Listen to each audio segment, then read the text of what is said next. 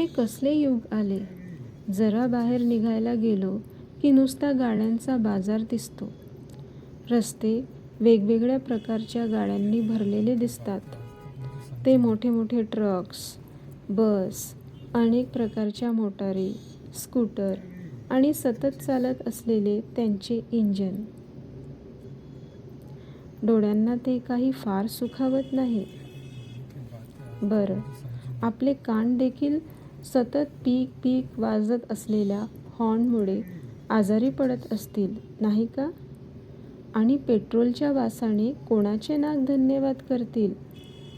सतत प्रदूषित श्वास घेऊन तेही त्रासलेले असते.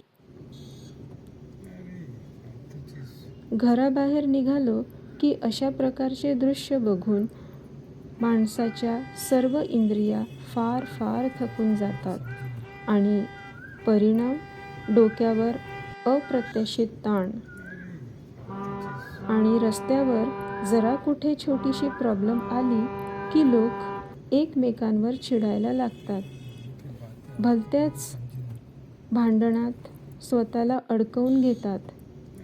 एक छोटेसे भांडण